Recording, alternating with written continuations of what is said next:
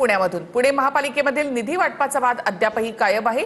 राष्ट्रवादी काँग्रेसचे शहर अध्यक्ष सुनील टिंगरे यांनी मुख्यमंत्र्यांना या संदर्भात पत्र दिले। निधी वाटपामध्ये न्याय वागणूक मिळावी, सुनील टिंगरे यांनी मुख्यमंत्र्यांकडे ही मागणी केली। यापूर्वी भाजपच्या सभागृह नेते गणेश बिडकर यांनी देखील उपमुख्यमंत्री सुनेत्रा पवार यांना पत्र लिहिलं होतं।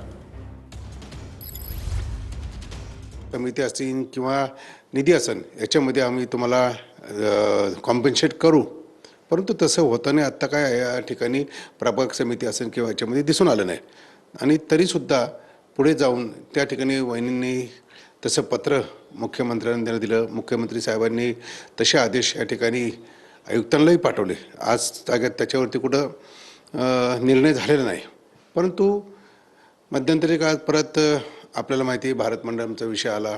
त्या काळात सुद्धा राष्ट्रवादीने भाजपला सहकार्य करण्याचं या ठिकाणी ठरवलं आणि त्यांच्या बाजूने आम्ही राहिलो, आणि कुठेतरी सभागृह नेत्यांकडनं आमच्याबद्दलची चुकीची माहिती वरती दिली जाती का काय, अशा पद्धतीची भावना माझ्या मनामध्ये आली होती। आणि त्या दृष्टीने आम्ही मुख्यमंत्र्यांपर्यंत राष्ट्रवादी काँग्रेस पार्टी हा नेहमी महायुतीचा सन्मान ठेवणारी पक्ष आहे ह्याची काही उदाहरणं त्यांना देण्याचा मी प्रयत्न केला, आणि त्यातनं जो काही निर्णय वरच्या लेवलला मग मुख्यमंत्री साहेब असतील आणि उपमुख्यमंत्री आमच्या सुनेत्रा वहिनी असतील यांच्यात जो निर्णय होईल तो आम्हाला मान्य राहील, परंतु एकतर्फी कुठेतरी आपल्यावरती आरोप होऊ नये ह्या दृष्टिकोनातून हे पत्र त्यांना देण्यात आलेलं। अण्णा, खरं तर आपल्या पक्षाच्या अध्यक्षा उपमुख्यमंत्री सुनेत्रा पवार यांनी मुख्यमंत्र्यांशी या संदर्भात चर्चा केलेली आहे का? काय नक्की निर्णय येणं अपेक्षित आहे? कारण हा जो विषय आहे तो सर्वसामान्य नागरिकांचा हा निधी असतो, कारण निधी शून्य म्हणल्यावर विकास कामाला देखील खेळ बसणार आहे। चर्चा झाली आहे? नाही, मी त्यांच्या कानावरती आज सकाळी सुद्धा घातला। संध्याकाळची जी बैठक आहे त्याच्यामध्ये जर हा विषय घ्यावा अशी त्यांना मी विनंती केलेली आहे। कारण काय झालं की ज्या पद्धतीने सभागृह नेत्यांनी मांडलं की त्यांच्या नेत्यांवरती टीका केली, समजा अमोल बालवडकरनं ती चूक झाली असेल त्याचे आम्ही समर्थन करत नाही, त्यांची कान उघडणी या ठिकाणी उपमुख्यमंत्री सुनेत्राबाईंनी करणारच आहेत। परंतु सुहास टिंगरे यांचाही निधी शून्य केला, त्यांनी अनुमोदक म्हणून सही केली, म्हणून म्हणजे अनुमोदक म्हणून सही करणं हा एवढा मोठा गुन्हा आहे, म्हणजे याचा काहीतरी चुकीच्या पद्धतीने हा जो चालला पांड्या हा पुढे कंटिन्यू होऊ नये, नाहीतर काय होईल भविष्यामध्ये विरोधी पक्षाचं कामच राहणार नाही, त्यांना बोलूनच दिलं जाणार नाही, त्यांना भीती राहणार प्रत्येक सभासदाला की आपण जर यांच्या विरोधात काय बोललो तर आपला निधी शून्य होईल। कारण एक नगरसेवक निवडून येण्यासाठी किती कष्ट करतो, गेले 5-6 वर्ष तो नागरिकांमध्ये जात असतो, त्यांची कामं करत असतो, आणि त्या नागरिकांनी जेव्हा निवडून दिलं त्यांच्या अपेक्षा असतात की आमच्या भागाचा विकास व्हावा, आणि तो रात्रंदिवस झटत असतो, कोणताही नगरचा कोणत्याही पक्षाचा असो तो कष्ट करत असतो। आणि मग अशा पद्धतीच्या भीतीने तो भविष्यामध्ये चुकीच्या गोष्टींना सुद्धा विरोध करायला घाबरेल।